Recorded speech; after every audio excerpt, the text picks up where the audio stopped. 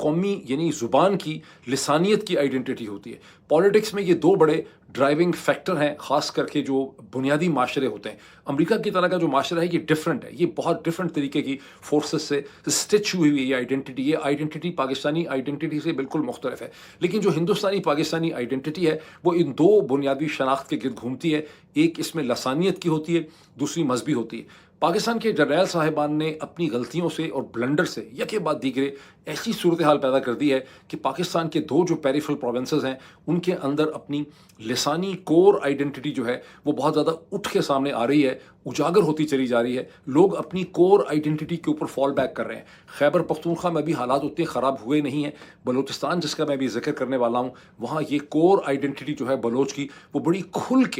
بڑی کھل کے آپ کے سامنے آ چکی ہے، اور اب اس اسٹیج پہ کچھ ہمیں سمجھ نہیں آ رہی کہ اس کور آئیڈینٹی کو آپ دوبارہ کبھی کسی فیڈرل آئیڈینٹی کے اندر یا نیشنل آئیڈینٹی کے کٹورے کے اندر لا بھی سکیں گے کہ نہیں لا سکیں گے۔ جنرل عاصم منیر صاحب کے ایسا لگتا ہے کہ جو میں نے ویبینارز اٹینڈ کیے ہیں اس میں جو ڈسکشن ہوئی، جو پہلے میری ڈسکشن ہوئی جس میں عائشہ صدیقہ صاحبہ بھی تھیں، جس میں جنید احمد بھی تھے، مہلکہ سمدانی بھی تھیں، جو کوڈ پنک کی ڈسکشن تھی، اس کے بعد جو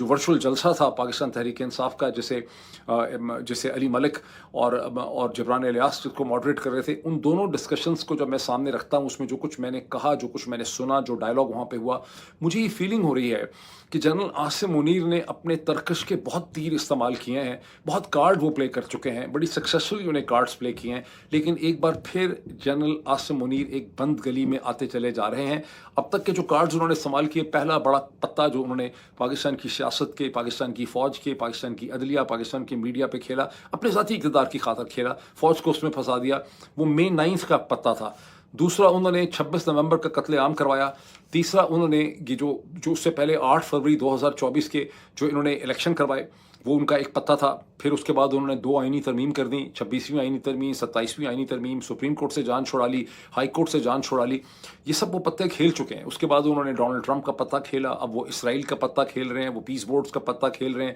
وہ ISF کا پتہ کھیل رہے ہیں، وہ سعودی عرب کے ساتھ ایک میوچل ڈیفنس پیکٹ کا پتہ کھیل رہے ہیں، وہ ایک ملٹری ایکسپورٹ پاکستان کو اکانومی بنانا چاہتی ہیں، وہ سب پتے کھیل چکے ہیں۔ لیکن اس کے باوجود ان کی غیر مقبولیت میں اور ان کے بارے میں جو اسٹرانگ فیلنگز لوگ رکھتے ہیں اس میں اضافہ ہوتا چلا جا رہا ہے۔ اب جنرل صاحب ایک بار پھر ایسا لگتا ہے کہ 2026 کے شروع میں ایک بند گلی کی طرف جا رہے ہیں۔ اب خدا بہتر جانتا ہے کہ اس کے بعد جنرل صاحب کون سا پتہ جو ہے یہاں پہ کھیلنے والے ہیں، اور ہر موو جو اب تک ہے پاکستان کے جنرل صاحبان کی وہ پاکستان کی ریاست کو اور اس کے وفاقی ڈھانچے کو کمزور سے کمزور کرتی چلی جا رہی ہے۔ اب آپ بلوچستان کے اوپر آ جائیں گے۔ بلوچستان جو ہے اس میں گزشتہ 48 گھنٹوں کے جو واقعات ہوئے اور اس کے اوپر جو ریئیکشن، رد عمل اور انالیسس آ رہا ہے اس کو دیکھ کے ہم بہت آسانی سے بغیر ایگزیجریشن کے یہ کہہ سکتے ہیں کہ بلوچستان کی صورتحال جو ہے وہ اس رجیم کے لیے اور پاکستان کی ریاست کے لیے ایک بہت بڑا چیلنج جو ہے اس کی شکل وہ اختیار کرتی چلی جا رہی ہے۔ آپ یہ دیکھیے کہ محسن نقوی صاحب نے، ان کے اور جو منسٹرز ہیں اس حکومت کے، انہوں نے اور DG ISPR نے ہمیں یہ بتایا کہ جو حملہ کیا ہے BLA نے یہ بہت بری طرح سے ناکام ہو گیا۔